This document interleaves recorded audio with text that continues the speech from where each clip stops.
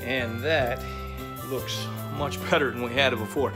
Welcome back to Fixing It Up. Chuck Davenport here, continuing work on our guest bedroom remodel, and so far so good. The project's really coming along well. We're picking up speed as we go.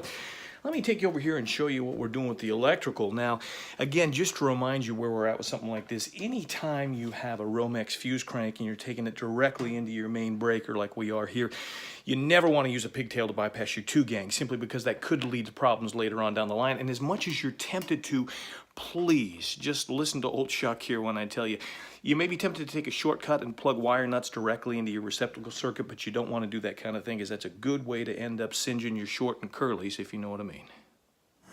And continuing our conversation about electrical here, this is where we had to punch holes in the drywall right there to make sure we could run our 40 amp conduit all the way down the tranny tray to make sure that we had sufficient power downstairs. And then when you resecure the drywall, I use something very simple like that. That's a Phillips head high tension bromine mount, a screw to the layman, and you just then go ahead and screw the excess plaster you have right back in there, and nobody's the wiser. In this case, I did run out of spackle, so as you can see, I was able to use some spare toothpaste that I found around the house. It's a little secret for you.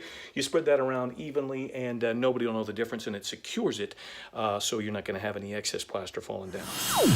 Now, in addition to the drywall I had to replace over there, we also had to replace some in the ceiling because we had to punch another hole in there for more electrical work. And in this case, I ran out of high-tension bromine mounts, so I had to figure out something else to use to secure that plaster so it wouldn't fall on people when they're reclining here on the bed, just like so. So what did I do? I used chewing gum, in this case chiclets, and that's perfect because that goes ahead and secures the plaster for the life of the home, quite frankly, and you have nothing to worry about. So no worry to breathe.